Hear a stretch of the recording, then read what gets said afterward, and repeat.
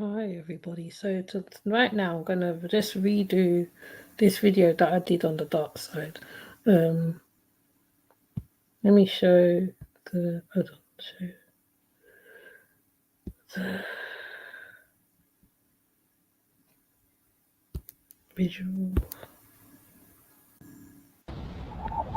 Here is an interesting one that I'm finding right here. Last name is Reese, Isaac, and Jenny. Let's see here. Sacred to the memory of Isaac, beloved husband of Jenny, a native of Alsage, died July 25th, 1892, aged 43 years and 5 months.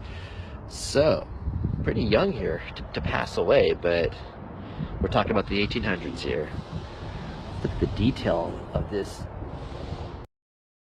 Now this is a very beautiful memorial to somebody, and this is one of the reasons why I like graveyards. Actually, it's the memorials, the way they do the detailing, the age of it and everything. So I know not everybody's going to be into this, but like, yeah, this is a real pretty site right here. This where this person's buried. The stone, this is just, it's got a little tower on it even. It's badass. Our dear father, it says on the front of that.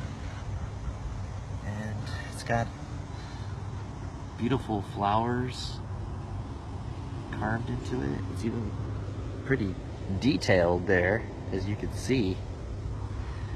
Let's show you the Anyways, let me show you the other one, because in the last build that I did on the dark side, I wanted to show this Highgate graveyard. Now this is a place where Karl Marx is buried and other people from those times. So this is a virtual tour through the graveyard.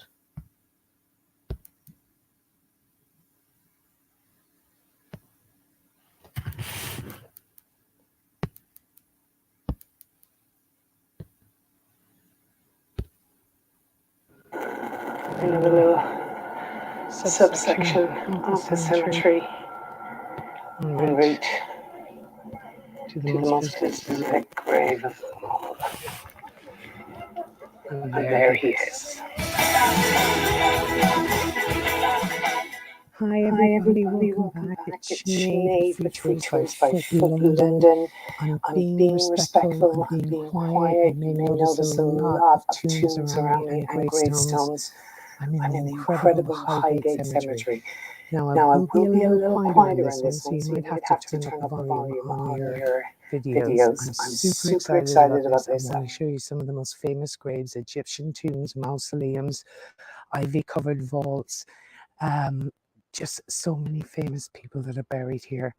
I'll tell you more about it in a moment, but I just don't want to be disrespectful. There's a lot of people around here at the moment, so I'm just going to be a little quieter than usual. Hope you can join me. This is the incredible Highgate Cemetery in North London. I've started in the West Cemetery. There are two. I have maps, but I really kind of want to discover it on my own. So let's have a look around. Okay, so I've just entered through the West Cemetery, and I just want to show you the amazing views I'm getting already. I mean, it's hard to put into words how spiritual and peaceful and quiet this stunning graveyard is. It's maintained nowadays by the Friends of Highgate Cemetery. Now, in the 1830s, there was a very serious crisis here in London. People were moving here, and the population swelled in the millions. And we're talking about the time around the Industrial Revolution as well. So not only did the population of the living swell, so did the populations of the dead.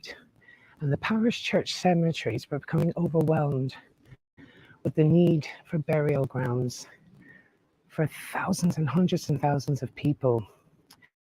So there was an act of parliament where they decreed that a new 7 cemeteries, and they're known as the Magnificent Seven, will be built to accommodate the dead.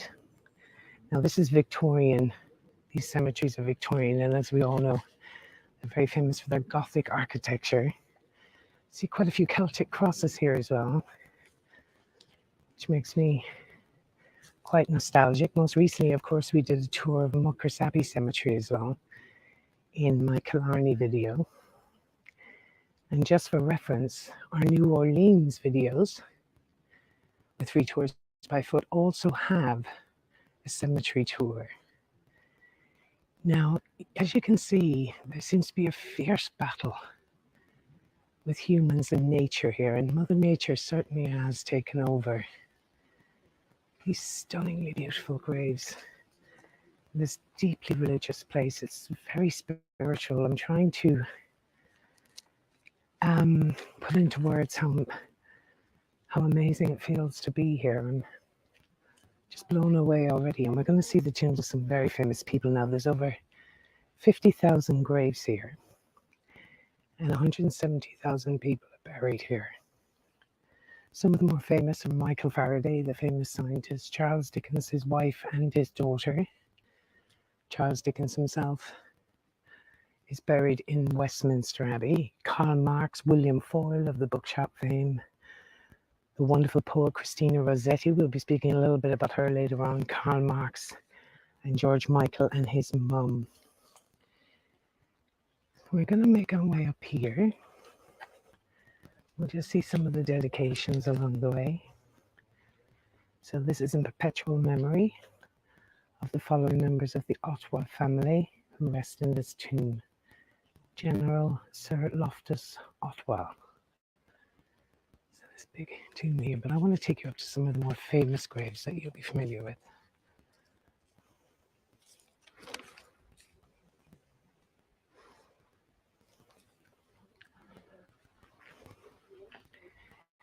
Now, I could consult my map, but I kind of want to just... Mr. Venko is here as well, folks. I'll just show you this lovely couple are here with me. Sorry. So this was the Russian guy that was most recently murdered by poisoning in the UK. Alexander, the Russian dissident, Alexander Litvinenko. And they had poisoned him in his tea, if you remember that in the news. So that's one of the more famous ones here. Now let's head up here.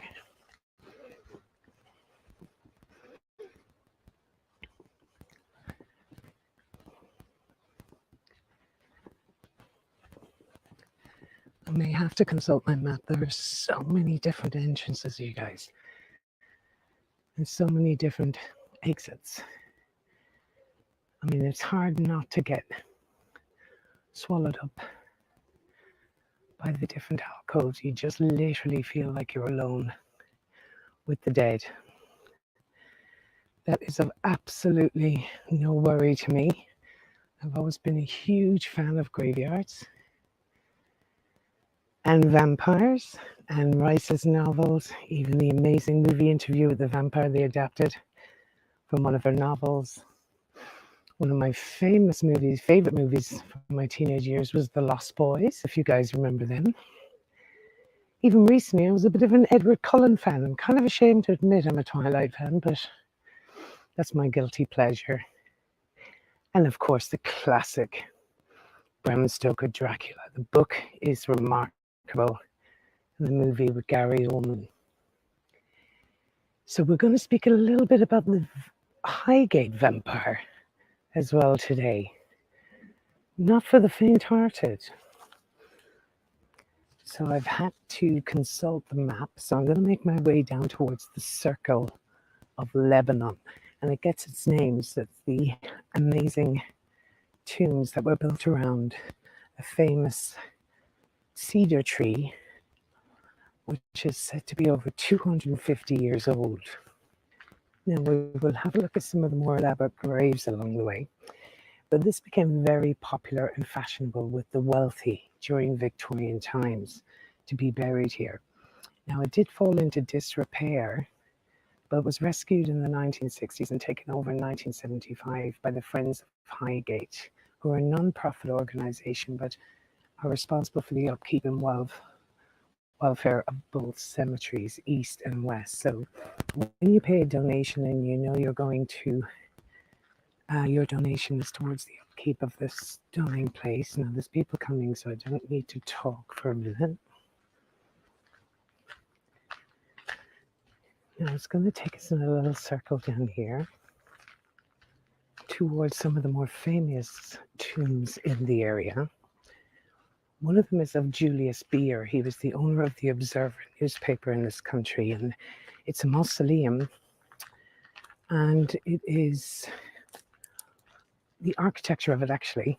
It was built by the son of Giles Gilbert Scott, who you'd be familiar with. He's the architect of St. Pancras Station here in London, and he also built the Albert Memorial. So his son took over this huge task. This is a rather newer grave there, the 15th of August 1946 to 2014, a professor and pioneer of Chinese medicine, poet, physicist, and philosopher, Man Fong Mi. This is probably, I'm assuming this is Chinese tradition. I'm sure you fabulous Chinese people who are watching will explain to me the foods and the fruits that are left. So yes, it's his mausoleum is based on the mausoleum of Halicarnassus, the tomb of Halicarnassus. So it's supposed to be one of the more spectacular, and I'm looking forward to seeing it. And that'll be coming up here in a moment in the Circle of Lebanon. So thanks for joining me, you guys. This is one of the darker sides of our touring. But again, nonetheless, I mean, it's very hard to imagine that you're literally only 20 minutes north of one of the busiest parts of central London. The silence and the peace and the spirituality of this incredible Victorian graveyard.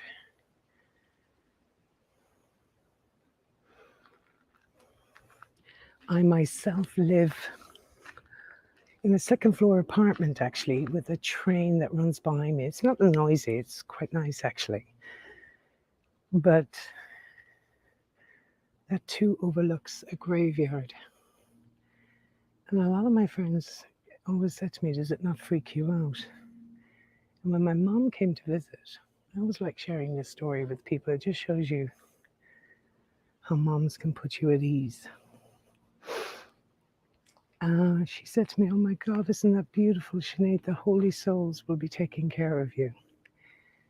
I mean, only moms can say something so powerful to change your entire attitude towards living over a graveyard. So ever since, I've always felt quite protected by the holy souls.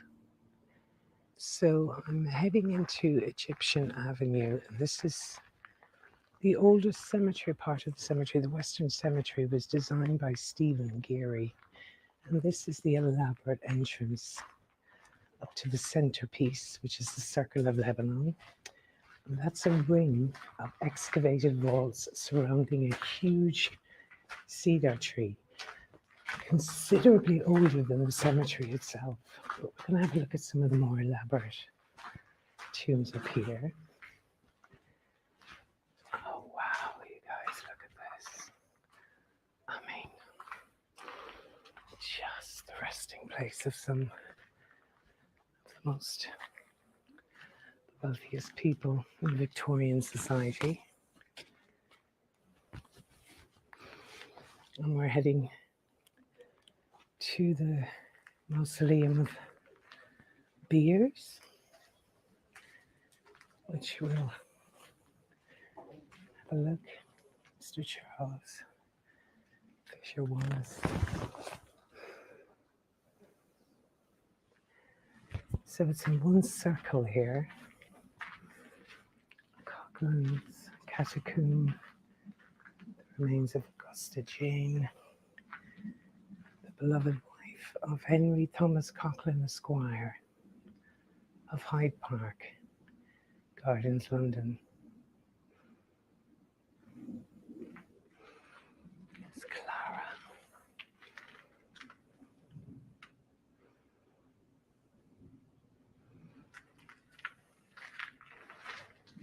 Eliza Swain. I wonder if Swain's Lane is named after her.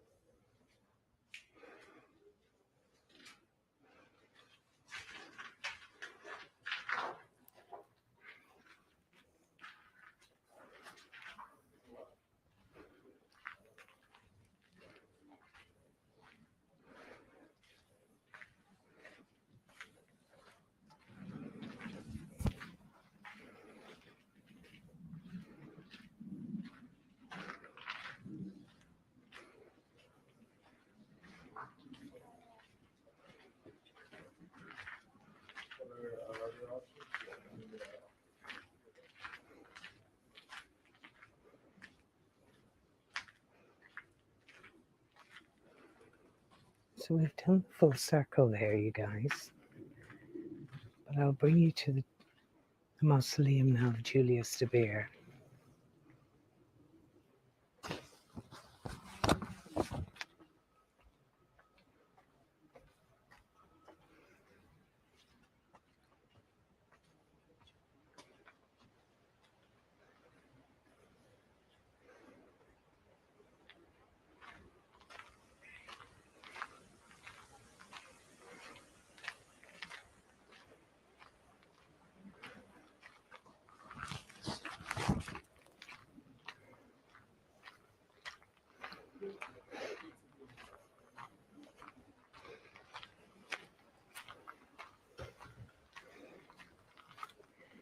Now this is the catacomb section. There's one for John William Beetle, family catacomb of Frederick Giles and Catherine Broxholm, and the family vault of Sir James Tyler. We'll have a look in there in just a moment. But right now, just want to show you this.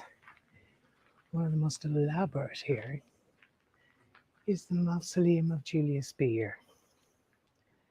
So Julius de Beer, his elaborate mausoleum is a rather amazing story. He was came from a very modest background, originally from Germany, and he made his fortune here in the stock exchange in London.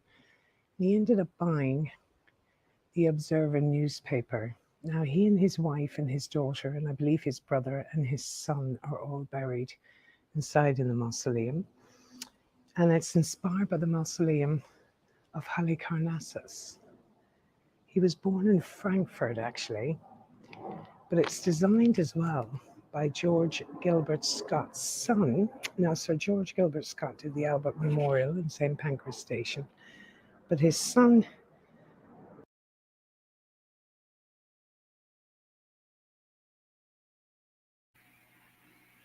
Man, we're not even halfway through most of the graveyards, and she's only just walked a little bit of the way.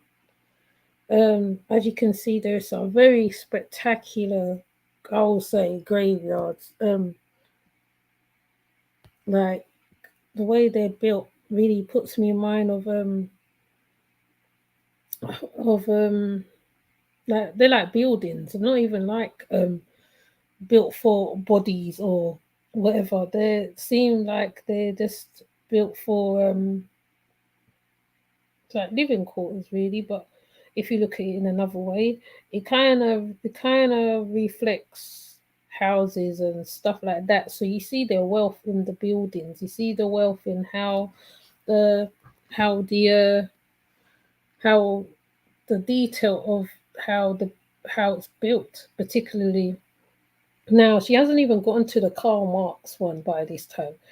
This is quite a long talk. I don't know. I didn't expect it to be so long. I thought they would have did various sections of it. But as you can see, that even the Lebanon one, Higher Minds, like the Lebanon one is the most beautiful is of buildings, even though it houses the dead. And the way how she describes how her mum tells her that, well, especially because she's living near a graveyard, that she is protected by the souls per se. Now, I think that's another way that you can look at. Like I said, graveyards are very interesting places, because even the Japanese one that she passed, where like you see that they put plants around it, they put food there, and some instances now, right, it'd be incense and stuff. Now, when you go to other countries and you see how they deal with the dead, particularly like I can't remember, I think it's Morocco. Now, there's a guy that I follow on Facebook. He went to see his mum in Morocco, the where she was buried, and he was pouring water on the grave itself, like watering, right, because they put plants there instead of just paving it over. Now in Jamaica it's totally different because they pave it over. So the West Indies, right, they pave it over. So it was decorated with plants, and he was watering the plants and putting incense in the grave itself, where probably the casket will go.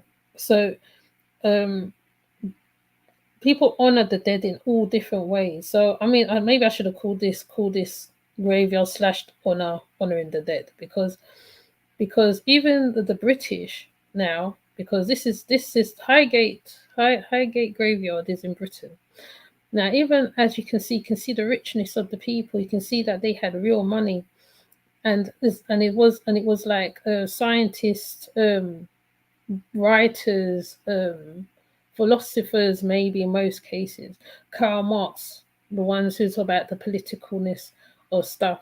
So England, even though this is an English place, now not all graveyards look like this, mind you. These are the most expensive parts of London, right? And I haven't even played half of it because it's quite a lot to get through. And the reason why I'm not talking over it, because she's explaining who is in the graves. She's explaining who's in the graves. Um, like she just passed the family vault where it's like the whole family's buried there. And being that how, right, also the other part I want to put now in London now, right, they used to pay for people to moan to moan at graves, to cry at graves and stuff like that. Um, Now the poorest ones didn't get all this grandeur, right? They was buried in very poor ways. They'll get probably a box and then just be put in the ground, kind of thing, or incinerated. But the rich definitely had it very well. So anybody who's buried in this part of London here, it's like it's like an honorable thing to be there. Like she showed someone who got poisoned that was over here, which I didn't even know about that guy. But I'm hoping she'll get to the Karl Marx one, because they make a whole bust head of him, like a whole sculpture of Karl Marx. She talks about other famous people that is buried there, but we're not looking at who's buried. It's just the beauty of the place. And this is why I say people should not be scared of graveyards, right? Because they can be the most peacefulest places. It's like being in a park, basically, if you really look at it that way. It's the most peacefulest of places. So why is chaotic wherever the graves are, the graveyard is, the inside of it is very calming, very peaceful, and all that. I think so. But I'm gonna play a little more, and it's quite a long video, mind you. I didn't think it'd be this long, but I wasn't hoping to go back to be running it very long. But let me just see if we can get through another half of it.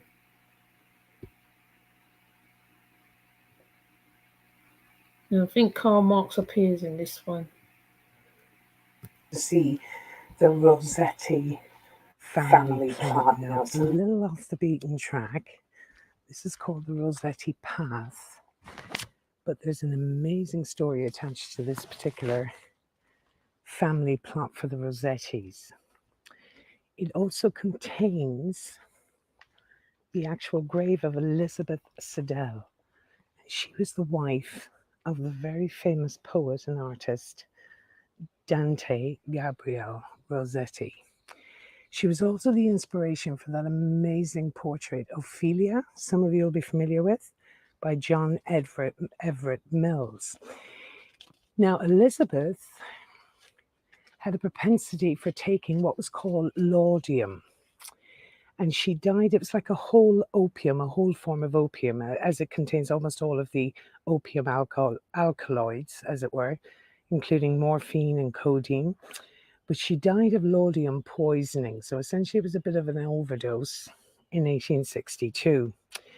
Laudanum actually was historically over-the-counter medication. It was available without prescription. It was a form of opium, which is quite bizarre. And it was used for treating pain and also used as a cough suppressant. Of course, then it became, over-the-counter prescriptions. Codeine, as we all know, is highly addictive, as is opium. And further research realized that years later. But the story goes, he was so absolutely heartbroken when his wife died. Rossetti, he was so grief-stricken. When he did bury her in this plot, he buried her with a book of his very famous poems. But 7 years later, he got into financial ruin and financial difficulty, and he needed to publish those poems. So he decided he had to obtain permission to dig up this grave of his wife 7 years after her death. And he had to remove the book of poems, which had become entangled in her long auburn hair.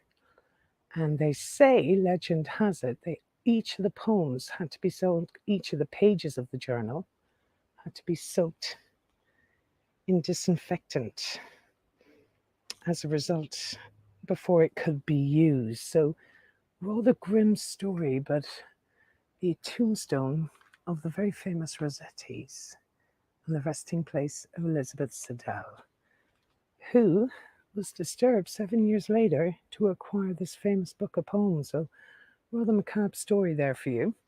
So I'm going to head out and I'm going to make my way back down now to the main entrance, you guys, because next I want to take you to the eastern part of the cemetery. Now, when this cemetery had become saturated with graves, they bought acreage across the park, and that is now known as the Eastern Cemetery. And we will see some very famous graves coming up as well. I don't want to spoil the surprise, but when they transported graves from both cemeteries, west over to east, they built underground tunnels because apparently it's, well,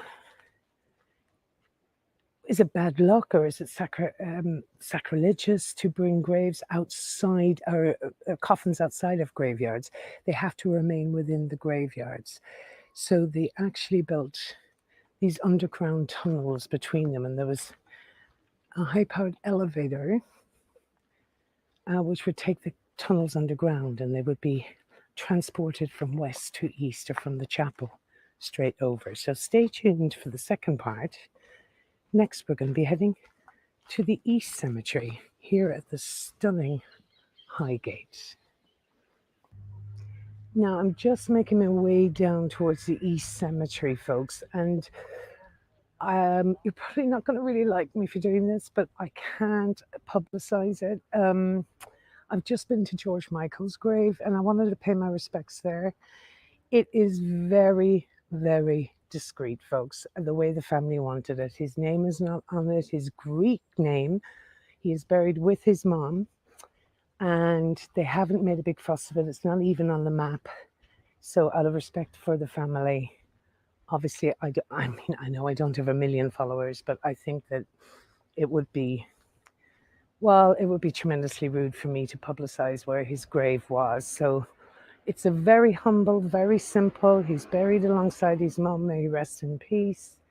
And may all these faithfully departed here, rest in peace. But we're going to move over now towards the Eastern Cemetery. Stay tuned.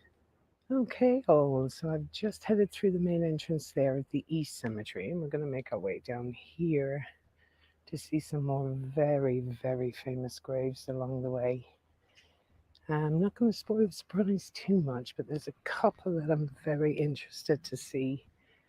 And the most visited grave, I think, in the entire cemetery is the grave of Karl Marx, and that's where we're headed next. But some other interesting graves along the way, but I mean, the maintenance of this cemetery is spectacular. I believe this one came about 30 years after the other one, and it was built because there was a massive demand for family plots in this graveyard. So we're in the eastern section, and I will take you through down to see the author of Das Kapital.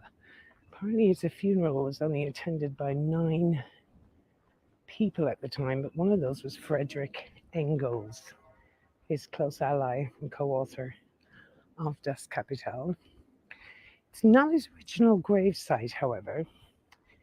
The tomb that we're about to see, this bust of Karl Marx, was funded by his supporters.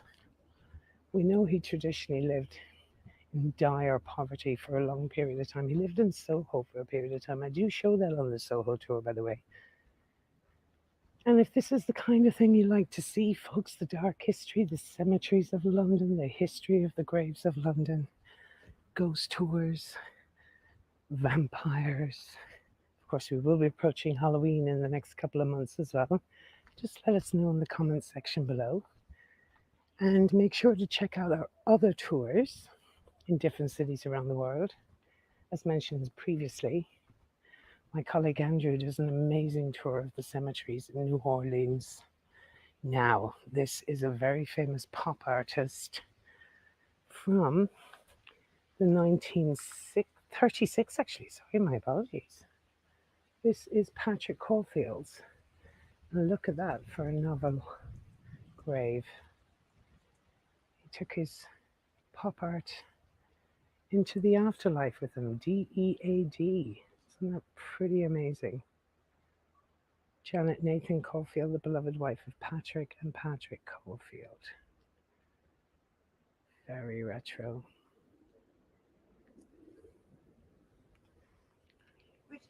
Isn't it gorgeous? And the pop artist, yeah. I love it. I love the idea that he took his art with him into the afterlife. So very definitive. Very much so. It definitely stands out that amongst all the Celtic crosses, doesn't it? A very good statement. Yeah, absolutely. Nice talking to you. So we continue on here. Just met a lovely lady. Do you know the interesting is, you guys, every time I'm doing these tours, I never take the pictures or the videos for myself, but of course the YouTube ones, I guess, I will always have. And I will continue to make them for as long as you guys want me to. I am completely overwhelmed by your amazing comments, your subscriptions, and your very generous donations with the thanks button on YouTube and your buy me a coffees and your PayPals. I am genuinely in awe of you fabulous people. Now here he is, Malcolm Robert Andrew McLaren, manager of the Sex Pistols, first manager, owner of the sex store on the King's Road, and punk impresario.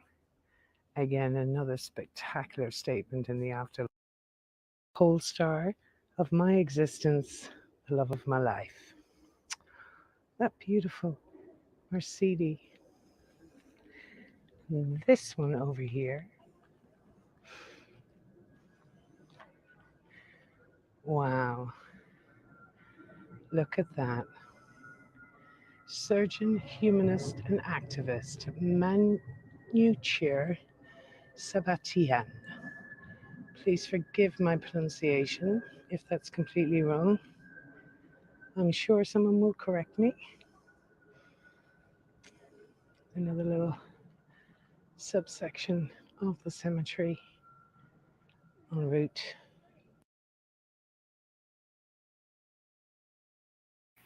You can definitely tell who had money in this cemetery. You can tell by how they're maintained. You can tell by how they look.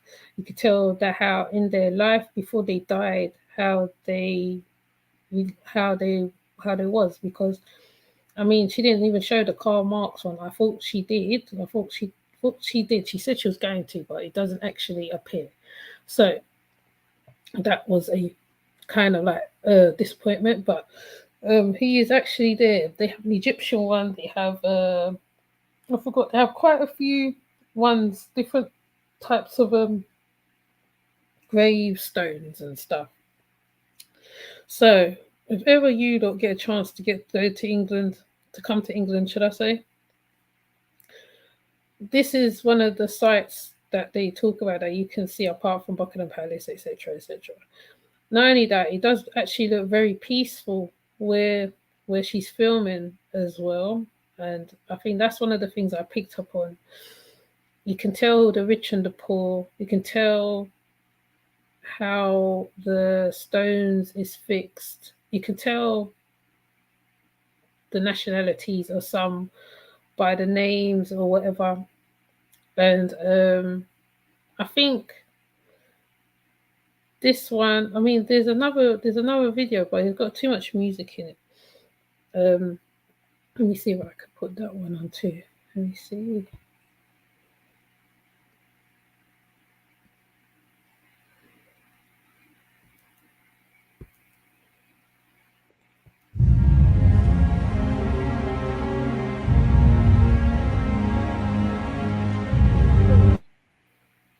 So I'm going to switch off the sound because the last time they got me on the sound. Let's see if we can find a different sound.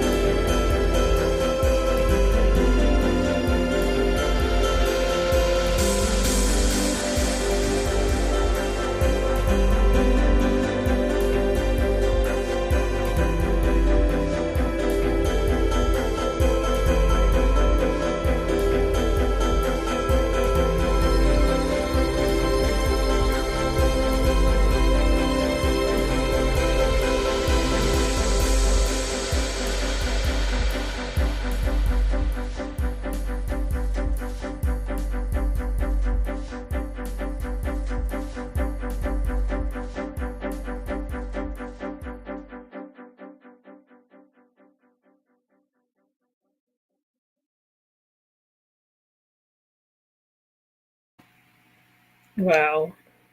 Every time I see this video, I just want to go to the place wherever they filmed it. I mean, I think they said it was Highgate, but it's the angels, man. The angels are so beautiful. The way they're standing, the clothes they're wearing, even the one with the woman where she's standing near like the stone, the stone, and she's in the clothes, like cloth that's wrapped around her. Right, you can almost say it's the Grim Reaper, but it's not the Grim Reaper. But when they go closer, you see it's the face of a woman. The one with the woman holding the two babies. She's breastfeeding one baby. If you look underneath, if you look carefully, you can see the baby feeding. She's holding two babies, but she's feeding, I think she's feeding both of them, or she's feeding one of them. Like, these are spectacular sights, you should never fear the dead, really, especially unless it's a plague site where loads have died of plague. Which over here there was the Black Death, and most of the bodies didn't even make it to grave sites. They burnt the bodies because of the Black Death. I think, the Black Death or the plague. I think it's one of them. And Samuel Pepys is probably buried somewhere as well, because Samuel Pepys was around during the Black Death time, and the Great Fire of London. Like, there is a lot of historical spaces in London. Believe me. If I was to do, if I had the chance to walk around the whole of London, I mean, maybe I should gather money just to walk around London and show you guys, really, to be honest, because there is some great places over here, apart from the Millennium Wheel. Everyone thinks of the Millennium Wheel and all that stuff. There's some great Gothic churches and stuff like that. Each one carries either bad or worse histories. So, as you can see, like, from the angels, obviously money was put into these spaces. The people's probably well off, whatever, so that they are able to produce these great, because they are art. It's art as well. It's very visually beautiful. Very visually beautiful. I'm gonna find one. Don't know which one it was, but it's not only is it visually beautiful, like she said, it's very peaceful spaces, right? So, especially if it's well maintained graveyard, and really, like, even the English honor the dead in their own way, even though they don't see it as ancestor worship. They are kind of ancestor worship in a kind of a way, because they're maintaining the dead. You're making sure the leaves are not growing over them, over the stone. You're carrying their favorite food to the space and everything. So, like the lady said when she showed the Japanese one, like I said, the Japanese, they do it the other way, where they carry incense sticks and food and plants, and in Trinidad one time there was cleaning. This man, this older man, I think he was cleaning his mother's. I think he was cleaning the graves, the stone, the upper stone of it, taking away the bushes and stuff like that, so they can do a special ceremony to the dead. So even in Trinidad, these things are not unheard of, just like Louisiana, not unheard of at all. That's why I said sometimes we fear the living more than the dead, because the dead can't do you nothing unless they died in a bad way. If they died in a bad way, well, obviously, right, they're caught in between. They're in between because they haven't done that thing so that they can transcend into the next part of the next level, the next part of their life, so they can move on. So sometimes even children will see the grandparents standing beside you. The pets will be interacting with a spirit that died. Children, I think, are the worst ones. I think, if they died of horrible circumstances. Over here, children used to die of horrible circumstances working in chimney sweeps and all sorts of craziness. I mean, if I was to do the history of England over here, London itself, it's just a whole craziness. They was not nice to children at all, and it still continues to this day. Not only that, you still have class. It's class over here. It's more of a class thing. So as you can tell by the ceremony, you can by the cemetery, you can see the class by how, like I said, the headstones is presented, the angels, how they're made, because it takes time to sculpt out these great statues. These statues are not just made quickly; they are made specifically for these functions. From what I can see, even how they're standing, sitting, laying down. I didn't know about what the lady explained earlier about that poet where she died of opium. And what put me in mind, because during them times when a lot of people over here, rich people, was doing opium very hard over here. Um, Even the one who supposedly was helping to get rid of slavery with uh, uh, uh, I could, I forgot his name now. But anyway, even him, William Wilberforce, he was doing opium over here. I think he died of an overdose also. So, I mean, I can go through a list of horror stories over here from the past. I might just do a part on that. Right. So, it's not a mystery. Death is not a mystery. Death is just the next level up into the ether. I mean, you come as a child, a baby, and then you go through your next life, you go through the milestones, and then when it's time for you to go, you have to go. You cannot stop death from reoccurring. It will happen. It has its time. It's like the Final Destination. I know everybody likes to talk about that movie, but as we was talking about earlier, I just thought I'd bring this uh, video over quite quickly before I turn in for the night or the morning, and I might put it on the other side, but I already have one of these over here over the other side already. So it is spectacular places. Like I'm saying, like I said, there's even a grave yard near to where I am. And like I said, as the bus is driving, I'll be looking at. It's like I can almost see them standing next door to their headstones, literally. It's like you feel in their eyes watching you as you are driving on the bus. But I sound like a crazy woman right now, so I'm not even gonna go in like that. But that's what it feels like. So like I said, if you are in tune with whatever, you'll feel all this. This is what you'll feel. You'll feel the eyes of the dead watching you. You'll be walking and it's like you are not of this world, basically, especially if you had the near-death experiences, which are quite a few people have had and lived to tell the tale. So you are always feeling certain stuff. You'll be walking around. Your everything's heightened. And as Mind's Eye said, I think I can't remember. Mind's Eye said, he's been in the same position, and I've done a video on my near-death experience already. So, but I'm not going to go into it now. I'm actually going to turn in. So I thought I'd give this beautiful video of this beautiful cemetery. There are many others. I mean, sometimes, like, they say that you shouldn't go to cemeteries at night.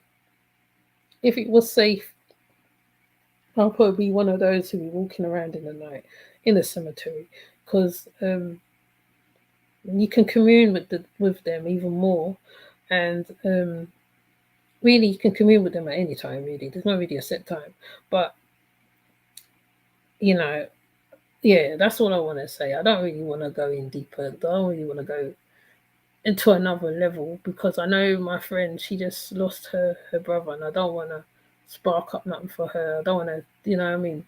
So with that said, I am going to come off. Have a good day, a good afternoon. I know they're going to probably tell me to cut some of the video out, but those who are seeing the video in its rawest levels, okay, thank you for passing through. And Mind's Eye and Grandma for passing through. With that said, I'm gonna go. I will see you. Bye.